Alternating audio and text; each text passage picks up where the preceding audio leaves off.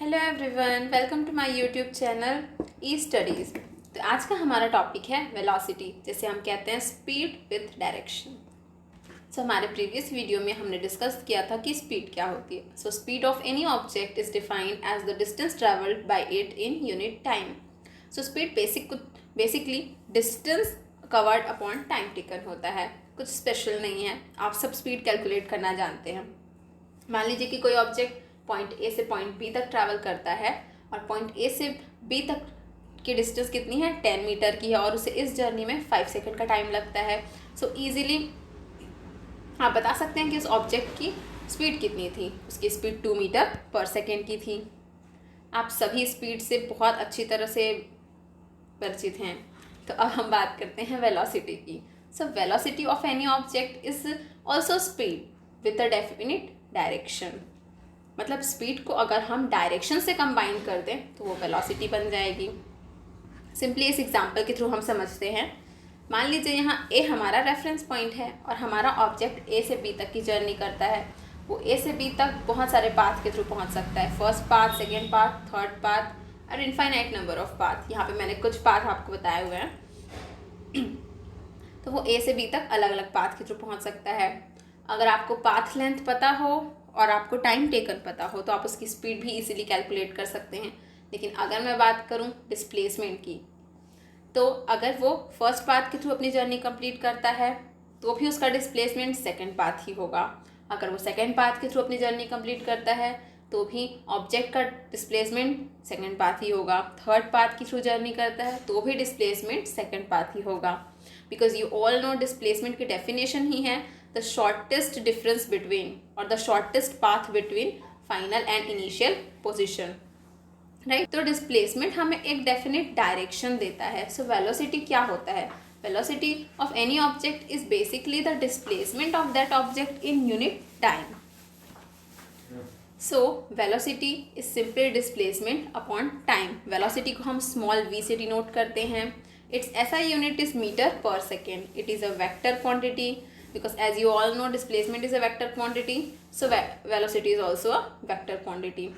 Now velocity of any object can be positive, negative or zero, because displacement reference point से positive भी हो सकती है, negative भी हो सकती है और ज़ीरो भी हो सकती है। हमने सर्कुलर वाला एग्जांपल भी किया था ज़ीरो के लिए, है ना। तो वेलोसिटी बेसिकली स्पीड होती है डायरेक्शन के साथ। तो अगर आप किसी भी ऑब्जेक्ट का स्पीड चेंज करें या फिर उसका डायरेक्शन ऑफ मोशन चेंज करें तो आपकी क्या है, वेलोसिटी ऑब्जेक्ट की चेंज हो जाएगी। Now velocity has also 3 types: uniform velocity, non uniform velocity and average velocity.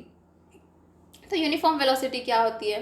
So if any object covers equal displacement in equal intervals of time without changing its direction, then its velocity is known as uniform velocity और constant velocity. For example, आप किसी straight path पे motion कर रहे हैं और आपकी journey लगभग 5 आवर में ख़त्म होती है। आपका पाथ लेंथ कितना था, 50 किलोमीटर का था, और आप हर एक आवर में 10 किलोमीटर का डिस्टेंस ट्रैवल करते हैं। तो आप यूनिफॉर्मली मतलब कांस्टेंट वेलोसिटी से आप अपनी जर्नी कंप्लीट करेंगे। दैट मीन्स आपने हर एक आवर में इक्वल डिस्टेंस कवर किया, प्लस आप एक स्ट्रेट लाइन में चल रहे थे, आपने अपना पाथ भी चेंज नहीं किया, मतलब आपका डायरेक्शन ऑफ मोशन सेम था थ्रू आउट द जर्नी। तो आप यूनिफॉर्म वेलोसिटी से ट्रैवल कर रहे थे और आपकी वेलोसिटी कांस्टेंट थी, राइट। अब नॉन यूनिफॉर्म वेलोसिटी क्या होगी? So if any object covers unequal displacement in equal interval of time, then its velocity is known as non uniform velocity. Simply आपने जैसे नॉन यूनिफॉर्म स्पीड पढ़ा था उसमें आपने अनइक्वल डिस्टेंसेस पढ़ा था। अब डिस्प्लेसमेंट में आप डायरेक्शन की भी बात करते हैं। तो मैंने आपको अभी बताया कि अगर आप डायरेक्शन चेंज करेंगे मोशन की या फिर आप स्पीड चेंज करेंगे, दोनों ही केसेस में वो नॉन यूनिफॉर्म कहलाएगा। अब एवरेज वेलोसिटी क्या होती है? So average velocity is defined as the ratio of total displacement of the object to the total time taken. मान लीजिए कि कोई ऑब्जेक्ट पॉइंट ए से पॉइंट सी तक डिस्प्लेस होता है। वो पॉइंट ए से बी तक के डिस्प्लेसमेंट में 5 सेकेंड का टाइम लेता है, और पॉइंट ए से बी तक का डिस्टेंस कितना है, 10 मीटर का है। बी से सी तक का डिस्टेंस कितना है, 8 मीटर का है। और उसे 8 मीटर का डिस्टेंस कवर करने में 4 सेकेंड का टाइम लगता है। तो उसका टोटल डिस्प्लेसमेंट कितना हुआ? उसका टोटल डिस्प्लेसमेंट 18 मीटर का हुआ और इस टोटल डिस्प्लेसमेंट में उसे कितना टाइम लगा? तो उसे 9 सेकेंड का टाइम लगा। तो आप इजीली बता सकते हैं कि इसकी एवरेज वेलोसिटी जो है वो 2 मीटर पर सेकेंड की है। भाई मैंने इसे एवरेज स्पीड क्यों नहीं कहा? क्योंकि यहाँ पे मुझे डायरेक्शन भी चेंज होता नहीं दिखाई दे रहा है ना। ये स्ट्रेट लाइन में डिस्प्लेस हुआ है, राइट, स्ट्रेट लाइन में मोशन है। सो इसे हम एवरेज वेलोसिटी में कैलकुलेट करेंगे। एक और एग्जांपल के थ्रू समझने की कोशिश करते हैं। देखिए example, Rajiv went from Delhi to Chandigarh on his motor bike and return to Delhi. The odometer reads 4200 kilometre in the start of the trip and 4460 kilometre at the end of the trip. If Rajiv took 4 hours to complete his trip, then find the average speed and average velocity in kilometer per hour as well as in meter per second.